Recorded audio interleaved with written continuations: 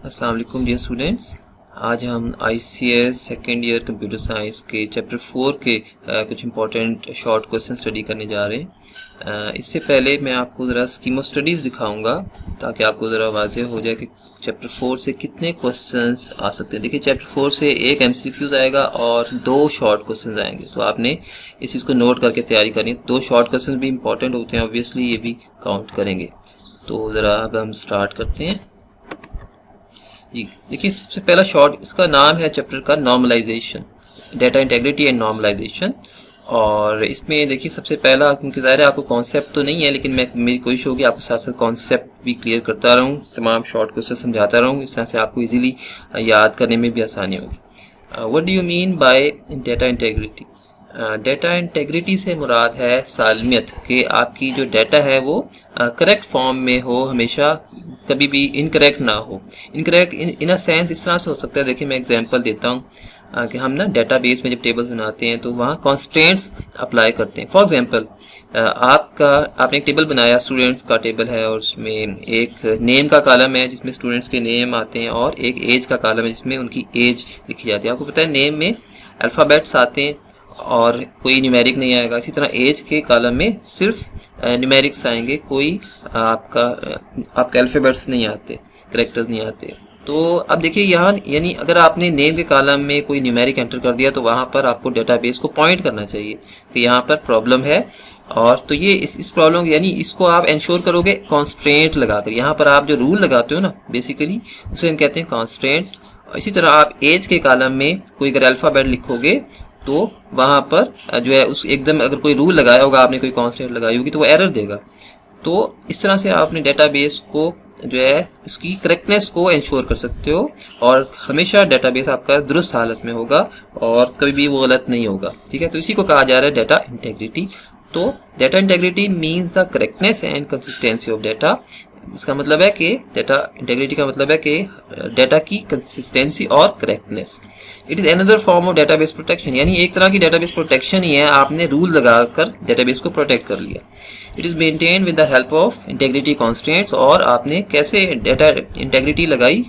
आपने इंटेग्रिटी के कॉन्स्ट्रेंट्स को यूज किया, आपने रूल्स लगाकर उसको सेव किया। आई होप कि आपको समझ आ गया होगा। Question 2, what is meant by entity integrity?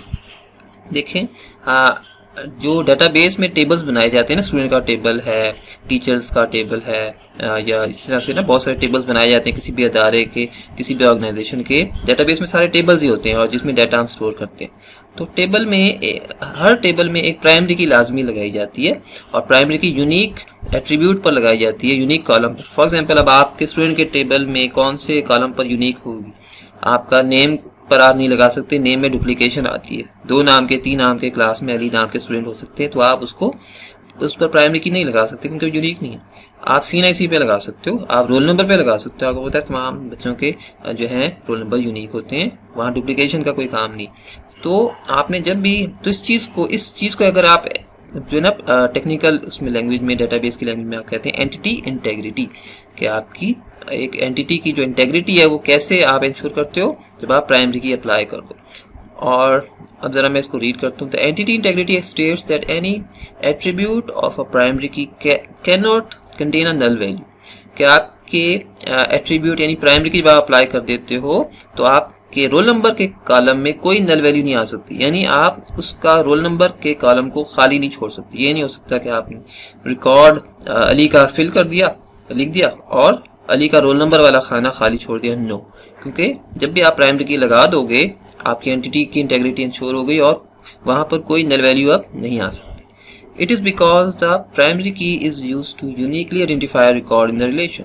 और इसी प्राइमरी की वजह से आप तमाम रिकॉर्ड्स को यूनिकली आइडेंटिफाई कर सकते हो टेबल में या रिलेशन में। रिलेशन को टेबल भी कहते हैं। It is not possible to uniquely identify record in a relation if primary key contains null value. तो ये मुमकिन नहीं होता कि आप यूनिकली आइडेंटिफाई करें रिकॉर्ड को टेबल में अगर उसमें कोई नल वैल्यू पाई जाए। फॉर एग्जांपल, अली की भी आपने नल वैल्यू, आपने वहाँ नल वैल्यू है, ठीक है, बिलाल के रिकॉर्ड में भी रोल नंबर में नल वैल्यू है, तो ज़ाहिर डुप्लीकेशन आ गई, नल 2 डुप्लीकेशन आ गई, तो ये तो फिर प्रॉब्लम हो जाती है। राइट। नेक्स्ट है how is entity integrity attend. आप कैसे एंटिटी की इंटेग्रिटी को अटेन करते हो? अभी मैंने बताया प्राइमरी की लगाकर, वही बात ये कर रहे थे। Entity integrity can be attend bye specifying primary की इन अ रिलेशन। आप एंटिटी इंटेग्रिटी अप्लाई करते हो प्राइमरी की स्पेसिफाई करके टेबल में। रिलेशन को टेबल ही कहते हैं basically. Data DBMS automatically applies the entity integrity on the attribute that is used as primary key। तो आपका जो DBMS सॉफ्टवेयर है ना, बेसिकली DBMS कहते हैं ऐसा सॉफ्टवेयर जिसमें आप डेटाबेस बना सकते हो, डेटाबेस स्टोर कर सकते हो, डेटा स्टोर कर सकते हो, टेबल बना सकते हो। तो DBMS ऑटोमेटिकली उसमें इंटेग्रिटी लगा देता है जब भी आप उस पर प्राइमरी की लगाओगे, टेबल के ऊपर प्राइमरी की लगाओगे। हाँ जी, नेक्स्ट है हमारे पास डिफाइन रेफरेंशियल इंटेग्रिटी।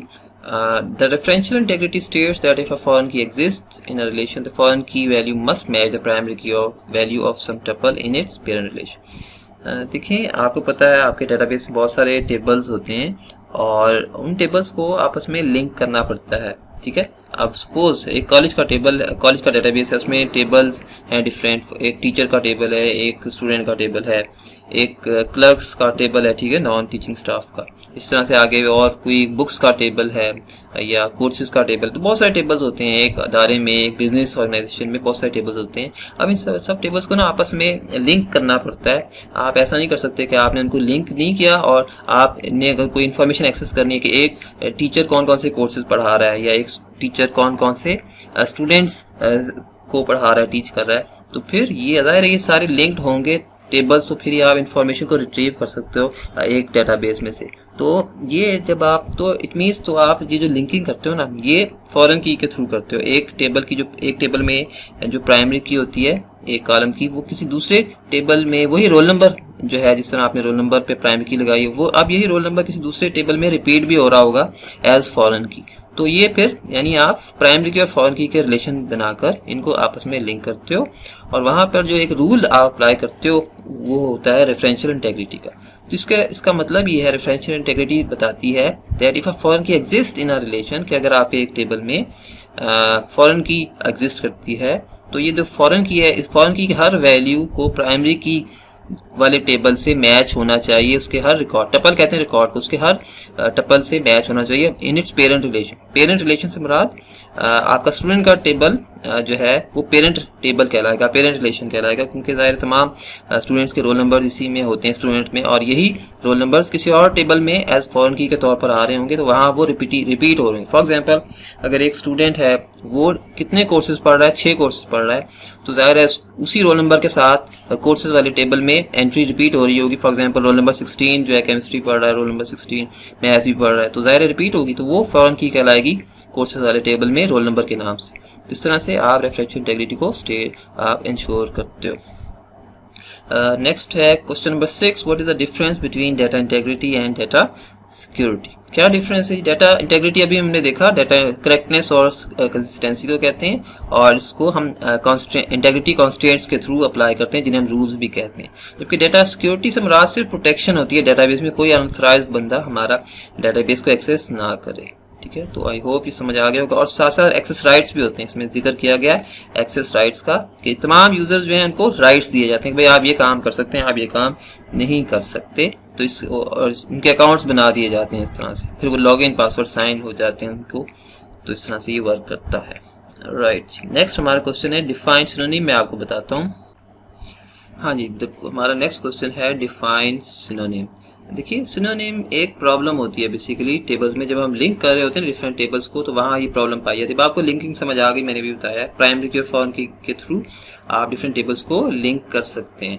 अब जाहिर है जब लिंक करते हैं ना, तो प्राइमरी की फॉरेन की आपको पता है कि एक ही कॉलम होता है, वही रोल नंबर वाला कॉलम जो स्टूडेंट के टेबल में आ रहा है, वही रोल नंबर वाला कॉलम किसी दूसरे टेबल में भी रिपीट हो रहा होता है, वहाँ भी रोल नंबर की वैल्यूज जो है वो आपके इसी स्टूडेंट वाले टेबल से उठा रहा होता है। तो बेसिकली जो दूसरा टेबल है ना कोर्सेज का, वहाँ इसको फॉरेन की बोलते हैं, जहाँ ये रोल नंबर रिपीट भी हो रहे होते हैं। लेकिन प्राइमरी की वाले टेबल में ये रिपीट नहीं होते रोल नंबर्स, और एक ही दफ़ा आएंगे। स्टूडेंट का ज़ाहिर स्टूडेंट का रिकॉर्ड एक ही दफ़ा आना है, तो वहाँ एक ही दफ़ा आएगी। तो आप देखें, जब आप प्राइमरी की और फॉरेन की में इस तरह से यूज़ कर रहे होते हैं ना रोल नंबर को, तो ये बात उसी प्रॉब्लम से रिलेटेड है। सिनोनिम इस प्रॉब्लम कहते हैं कि आपने इस कॉलम के जो नाम है वो डिफरेंट कर दिए। फॉर एग्जाम्पल स्टूडेंट के टेबल में आपने रोल नंबर का नाम लिख दिया रोल नंबर, ठीक है, रोल नंबर, जबकि वहां पर आपने जो है ना फॉरेन की वाले टेबल में नाम कुछ और रख दिया, आपने वहां S_roll नंबर लिख दिया, ठीक है, या कोर्स_ रोल नंबर लिख दिया, वो कोर्स का टेबल है। तो अब ये दो डिफरेंट नेम्स आ गए, एक ही हालांकि कॉलम एक ही है, रोल नंबर का कॉलम है, तो ये प्रॉब्लम कहलाती है सिनोनिम, और इससे कहीं कहीं प्रॉब्लम आ सकती है डेटाबेस में, तो इस प्रॉब्लम का नाम ही उन्होंने रख दिया सिनोनिम। इसी तरह होमोनिम बिल्कुल इसके उलट है। होमोनिम में क्या होता है कि होमोनिम में आप एक ही जो है ना उसके, मैं जरा पढ़ देता हूँ इसको। Homonym is a type of problem on the relation that occurs when the same name is used for two different attributes.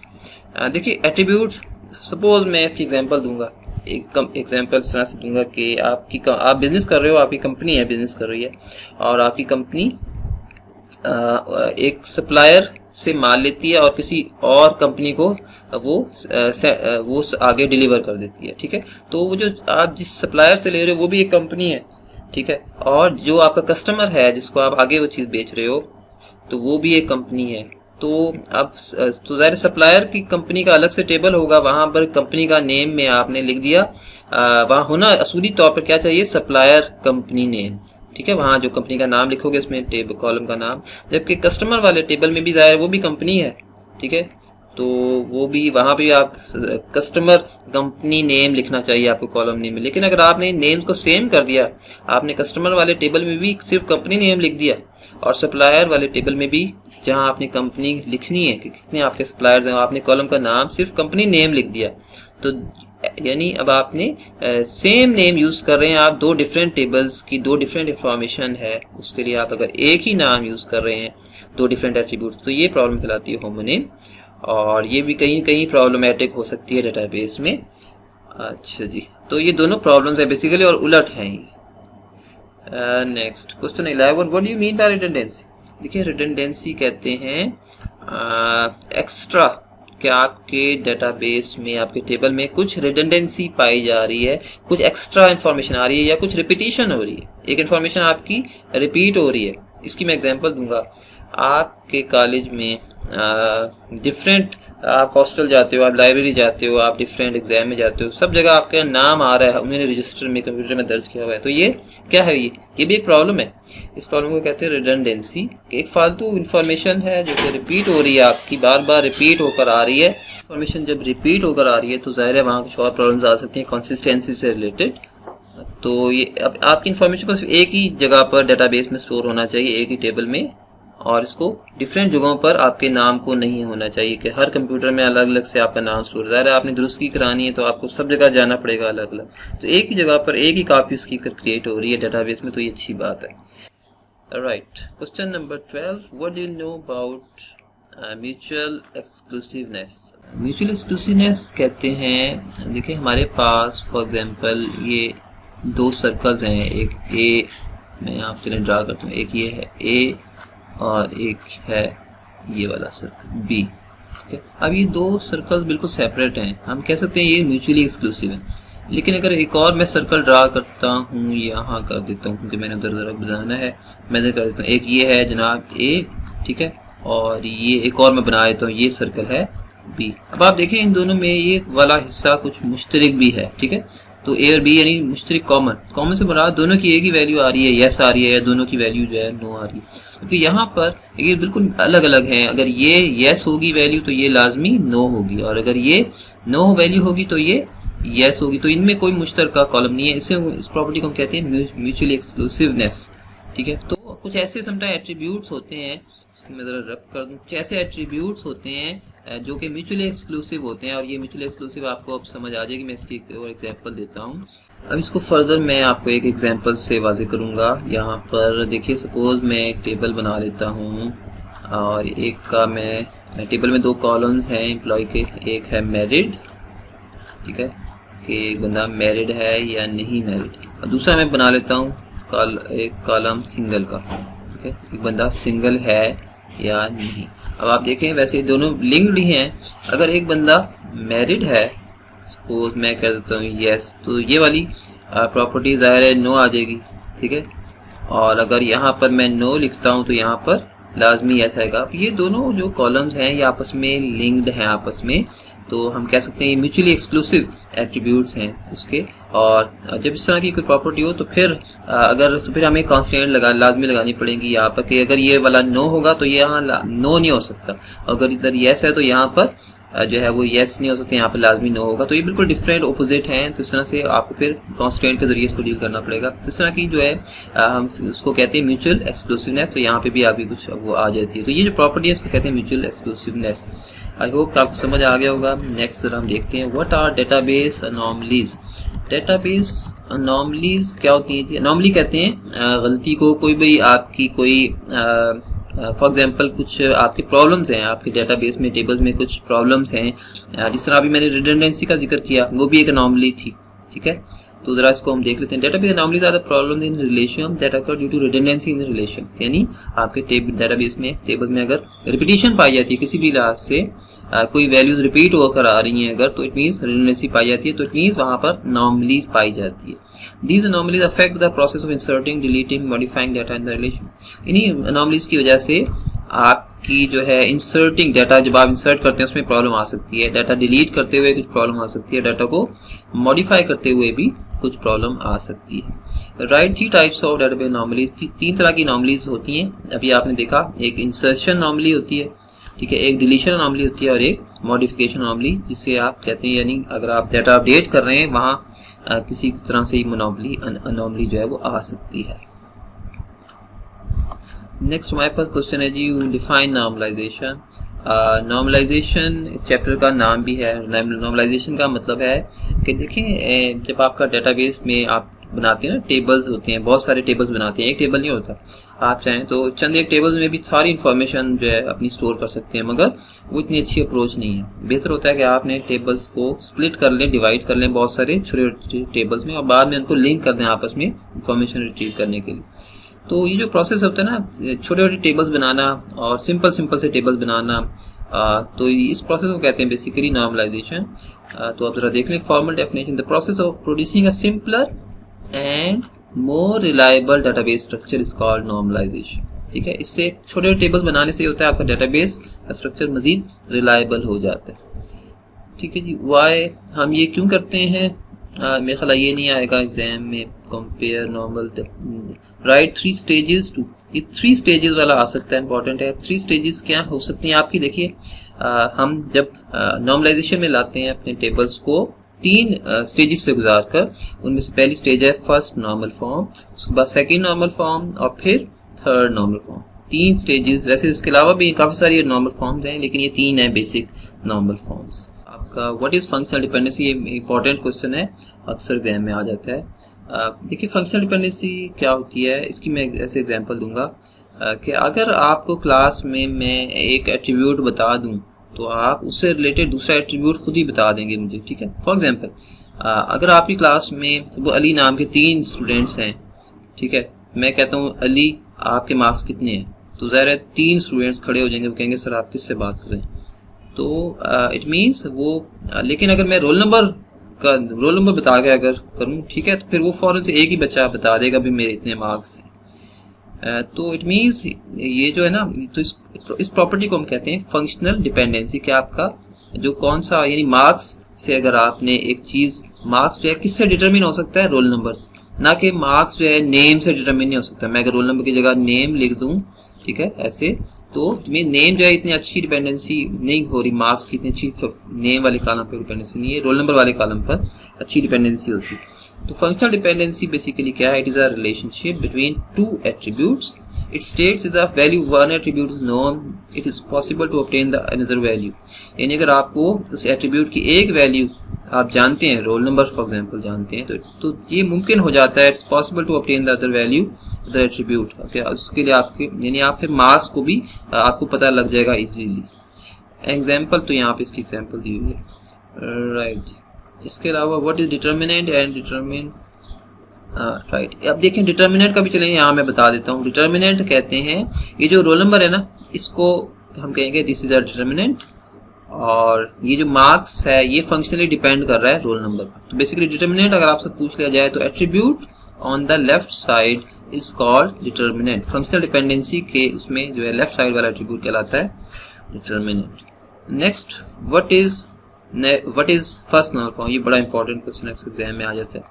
First normal form से मुराद है रिलेशन तभी फर्स्ट नॉर्मल फॉर्म में होगा जब every intersection of row and column contain atomic value. Atomic से मुराद है एक वैल्यू, सिंगल, ठीक है। इसकी एग्जांपल मैं इस तरह से दूंगा, आपका एक टेबल है और उसमें सपोज एक है डिग्रीज, ठीक है, अली का एक रिकॉर्ड है, फिर जनाब बिलाल का रिकॉर्ड है, फिर कामरान का रिकॉर्ड है, 3 रिकॉर्ड्स हैं। लेकिन अली के रिकॉर्ड में उन्होंने एक कॉलम में, ठीक है, एक इंटरसेक्शन में उन्होंने 3 वैल्यू लिखी हुई हैं कि अली ने फलां डिप्लोमा भी किया हुआ, अली ने फलां डिप्लोमा भी किया, 3 डिप्लोमाज लिए हुए हैं। तो वो 3 रोज में वो वैल्यूज आ रही हैं। तो इट मीन्स अब आपका टेबल ये वाला फर्स्ट नॉर्मल फॉर्म में नहीं होगा, क्योंकि उसकी क्योंकि ये लाजमी आपको कहता है कि हर इंटरसेक्शन पर जो है कोई ना कोई एक एटॉमिक वैल्यू होनी चाहिए।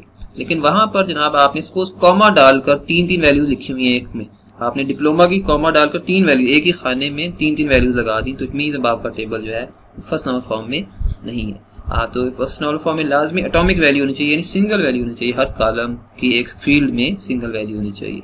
और कोई रिपीटिंग ग्रुप्स को हम ये भी कहते हैं कि इसमें अगर कोई रिपीटिंग ग्रुप नहीं, there is no repeating group, then your table is in first normal form. Next आपका क्या है, रिपीटिंग ग्रुप। आपको समझ आ गई रिपीटिंग ग्रुप क्या है, कि रिपीटिंग ग्रुप से मुराद एक ही यानी एक ही खाने में एक जगह पर आपके पास कई सेट ऑफ वैल्यूज आ रही हैं। डिप्लोमा की 3 वैल्यूज आ रही हैं खाने में, हालांकि एक खाने में एक ही वैल्यू अच्छी लगती है, ठीक है। तो रिपीटिंग ग्रुप मैं आपको बताता हूँ नेक्स्ट थोड़ा सा। हाँ जी, what is a repeating group? Repeating group is a set of 1 or more data items that may occur a variable number of times in a tuple, यानी एक टपल एक रिकॉर्ड में एक से ज्यादा दफा जब वो रिपीट हो रहे होते हैं तो इट मीन्स वो रिपीटिंग ग्रुप है। हर सेल में मैंने अभी बताया एक ही वैल्यू अच्छी लगती है, एक ही वैल्यू होनी चाहिए, should only contain only 1 value. Next, define partial dependence. Partial, ये भी इंपॉर्टेंट है, एग्जाम में आ सकता है। ऐसी डिपेंडेंसी जिसमें 1 or more non key attributes are functionally dependent on part of primary key, इसमें एक या एक से ज्यादा नॉन की एट्रीब्यूट जो प्राइमरी की से हटकर जो कॉलम्स होते हैं उनको कहते हैं नॉन की एट्रीब्यूट्स। तो वो अगर आप फंक्शनली डिपेंड कर रहे हैं प्राइमरी की के किसी पार्ट पर, तो हम उसको कहते हैं पार्शियल डिपेंडेंस। ये आपको हम जब आप एडीपी में आएंगे आपको तफसील से ये फीचर हम समझाएंगे, लेकिन अभी शायद इट इज टू अर्ली। फिलहाल इसको आपने ज़रा याद कर लेना, इसी तरह अगर समझ आती है। नेक्स्ट है जनाब, अब ये पार्शियल डिपेंडेंसी का डायरेक्ट जो लिंक है वो सेकंड नॉर्मल फॉर्म से। मैं अभी आपको समझाता हूँ कि सेकंड नॉर्मल फॉर्म क्या है। बेसिकली आपकी सेकंड नॉर्मल फॉर्म जो है ना, ये फर्स्ट नॉर्मल फॉर्म के साथ ही लिंक्ड है। और फर्स्ट नॉर्मल देखें, सेकंड नॉर्मल फॉर्म की प्रॉब्लम है कि एक रिलेशन तभी सेकंड नॉर्मल फॉर्म में होगा कि जब ये ऑलरेडी किस फॉर्म में हो, फर्स्ट नॉर्मल फॉर्म में, पहली बात। दूसरी बात, every non-key attribute is fully functionally dependent on primary key, ठीक है। हर नॉन की एट्रीब्यूट जो है वो फुली फंक्शनली डिपेंड कर रहा है प्राइमरी की पर। ये भी इनफ है, अगर आप इतना भी यहाँ से लेकर यहाँ तक लिख देते हैं तो दैट इज आल्सो फाइन। देखिए आगे पास यहाँ पर है right 3 condition for second normal form. Second normal form 3 तरीकों से हमारे सामने आ सकती है। अगर प्राइमरी की एट्रीब्यूट में एक ही एट्रीब्यूट है, इट मीन्स आपका टेबल सेकंड नॉर्मल फॉर्म में। दूसरी बात, no non key attribute exist in the relation. अगर आपके टेबल में कोई नॉन की एट्रीब्यूट नहीं पाया जाता, table already second normal form में। तीसरी बात, if every non key attribute is fully functionally dependent on primary की एट्रीब्यूट। अगर आपकी तमाम नॉन की एट्रीब्यूट्स अगर फुली डिपेंड कर रहे हैं ना आपकी प्राइमरी की एट्रीब्यूट्स पर, तो इट मींस आपका टेबल सेकंड नॉर्मल फॉर्म में। राइट, ये वाला इंपॉर्टेंट है 30, ठीक है। What is transitive dependency? Transitive dependency कहते हैं कि जब कोई नॉन की एट्रीब्यूट आपकी किसी और नॉन की एट्रीब्यूट पर डिपेंड कर रहा हो तो फिर हम कहते हैं there is a transitive dependency. तो ये भी एक तरह की फंक्शनल डिपेंडेंसी होती है। It is a type of functional dependency between 2 or more non key attributes. It exist if non key attribute depends on another non key attribute.